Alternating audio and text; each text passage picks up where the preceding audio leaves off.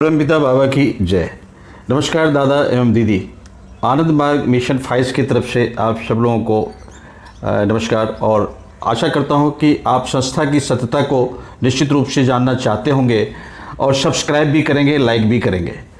अभी आपके पास सिर्फ 12-13 क्लिप यूट्यूब की आई है और ये कंटिन्यू हमारा 22 पार्ट्स तक ये चलता रहेगा। इसके बाद भी हम इसके ऊपर कुछ अलग पॉइंट्स में काम करते रहेंगे। आप आनंद मार्ग मिशन 5 यूट्यूब लिंक में जो भी सुनेंगे या देखेंगे यह 100% 100% प्रूफ पर आधारित है। यदि आप चाहते हैं संपूर्ण जानकारी मिले तो आप यूट्यूब लिंक को निश्चित रूप से प्रोत्साहन दें, सब्सक्राइब करें और समझें इसको। आनंद मार्ग मिशन 5 गतांक से आगे पार्ट 14 आनंद मार्ग और श्री श्री आनंद मूर्ति जी। परमपिता बाबा की जय। आचार्य मंत्र चेतनानंद जी अब्दुल जी के प्रयास से यह संग्रहित है और मैं इसको आपके समक्ष लाने की कोशिश कर रहा हूँ। बंगाल की कम्युनिस्ट सरकार, केंद्र की कांग्रेस सरकार के तमाम हथकंडों और षड्यंत्रों के बावजूद आनंद मार्ग और इसके संस्थापक श्री श्री आनंद मूर्ति जी और उनके अनुयायियों को समाप्त करने में उन्हें आंशिक सफलता ही मिल पाई। उसकी वजह थी कि आनंद मार्ग के संस्थापक श्री श्री आनंद मूर्ति जी का परम पुरुष होना। यदि आनंद मार्ग की जगह कोई और संस्था होती तो बहुत पहले ही ध्वंस हो चुकी होती।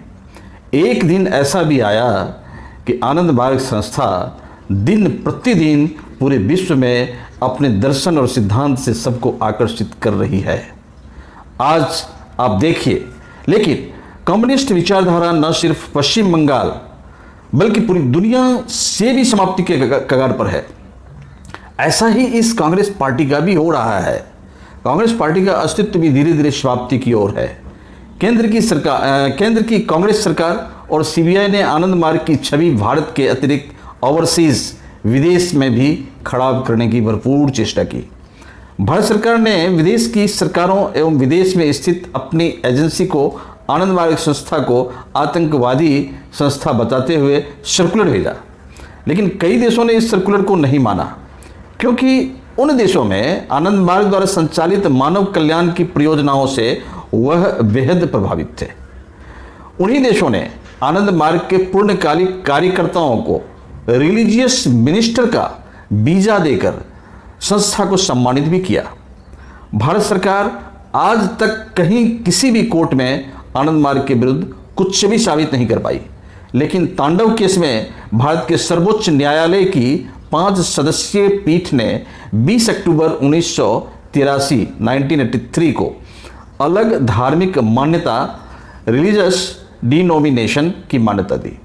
जब सुप्रीम कोर्ट ने आनंद मार्ग को धार्मिक संस्था की मान्यता दी तो भारत सरकार का यह कर्तव्य था वह आनंद मार्ग के खिलाफ जारी सभी सर्कुलर को वापस लेती।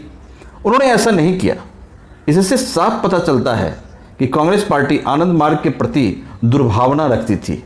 साथ ही सरकार को संविधान के अनुरूप नहीं बल्कि पारिवारिक प्राइवेट लिमिटेड कंपनी की तरह चला रही थी। और यही सब वजह हैं कि आज कांग्रेस अपनी सार्थकता और अस्तित्व खोती रही है।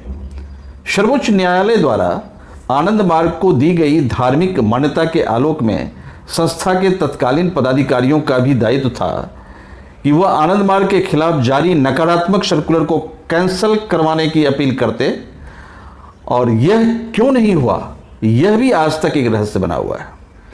जब तक भारत सरकार की पिट्ठी सीबीआई ने संस्था को आंतरिक रूप से ध्वंस करने का षड्यंत्र भी रच चुकी थी।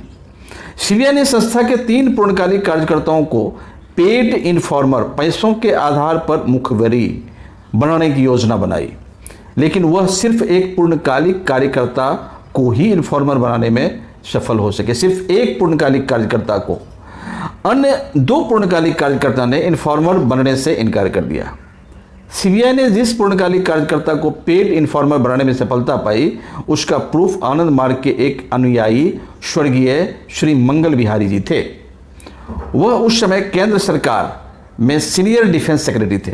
उन्होंने सरकार के रिकॉर्ड में उस पूर्णकालिक कार्यकर्ता के लीगल नाम को पेड इन्फॉर्मर के रूप में दर्ज देखा था। बाद में मंगल बिहारी जी ने अपने एक इंटरव्यू में इस तथ्य को सार्वजनिक रूप से स्वीकार भी किया और उसके इंटरव्यू का वीडियो क्लिप संस्था के सदस्यों के बीच काफ़ी वायरल भी हुआ था। उस वीडियो या वीडियो क्लिप के लिंक को सबके सामने लाने की निश्चित रूप से कोशिश करूंगा क्रमशः, ताकि हमारे सभी सच्चाई की तरफ पहुंच जाए। सीबीआई का फेल इन्फॉर्मर कौन था, कैसे उसने संस्था को अंदर ही अंदर किस चालाकी से ध्वंस करने का षड्यंत्र कर सीबीआई द्वारा किए गए उत्तरदायित्व को पूरा कर रहे थे, उन्होंने संस्था के संविधान एवं सेंट्रल कमेटी के किस रेगुलेशन का उल्लंघन किया है, ये सब अगले अंक में हम जारी रखेंगे। धन्यवाद।